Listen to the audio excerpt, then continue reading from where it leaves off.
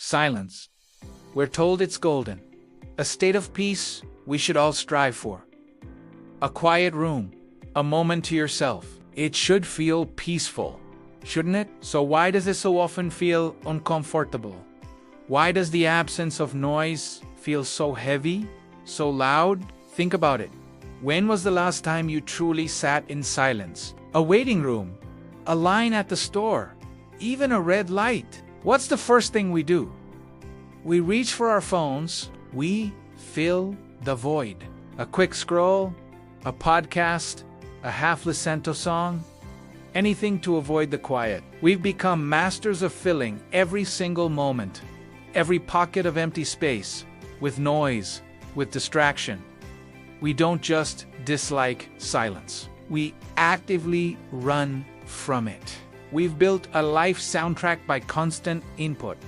A world where stillness feels like a system failure. The hum of the city, the chatter of a cafe, the endless stream of content piped directly into our ears. This has become our new normal, our baseline. It's a relentless cycle of consumption, of doing, of being on. We've trained ourselves to believe that being busy is being productive and that noise is a sign of life. But what life are we missing in our desperate escape from the quiet? The truth is, we're not just avoiding boredom.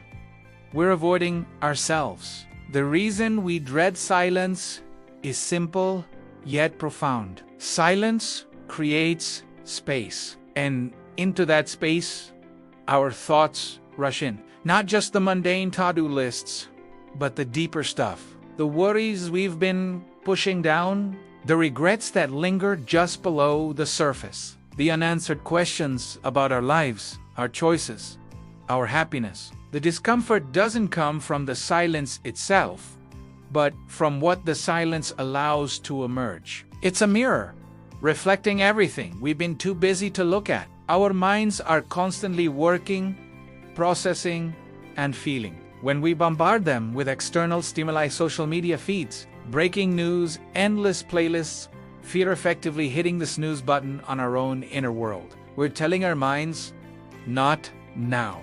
I don't have time for this. We multitask not because we're efficient, but because it keeps our attention divided, preventing any one thought from gaining too much traction. This constant noise is a form of self-medication. It numbs the subtle anxieties, masks the quiet loneliness, and keeps the bigger, scarier questions at bay. We convince ourselves that we're connected, informed, and engaged. But in reality, we're often just distracted. We're chasing a feeling of fullness from the outside, hoping it will fill a void on the inside. The problem is, it's a temporary fix. The moment the noise stops, the thoughts are still there, waiting. And because we're so out of practice in dealing with them, they feel more overwhelming, more threatening than ever. We've forgotten how to simply be with our own minds.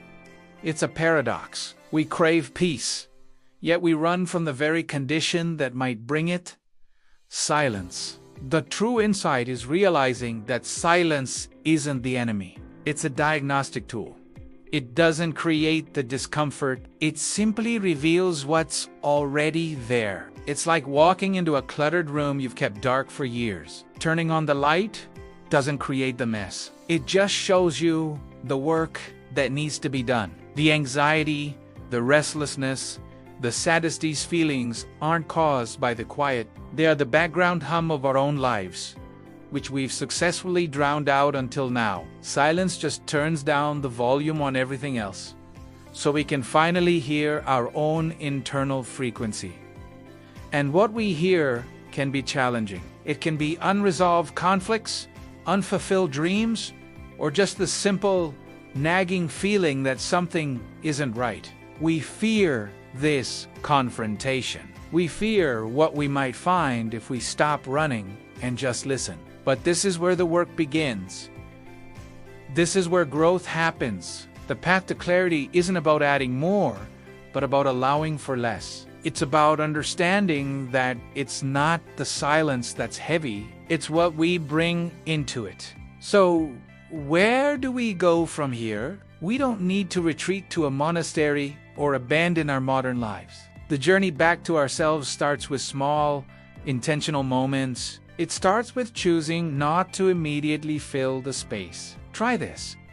The next time you're alone, just for a minute, resist the urge. Put the phone down. Turn the music off. Just sit. Notice the feeling of wanting to escape. Notice the thoughts that bubble up. Don't judge them. Don't fight them. Just observe them. Like clouds passing in the sky. Let them come and let them go. Breathe. Take a deep breath in and a long breath out. Feel the air. Fill your lungs. Feel the simple, profound sensation of being alive. Right here, right now. It might feel strange at first, even difficult. Your mind will fight for its usual distractions. That's okay. This isn't about achieving a perfect state of Zen.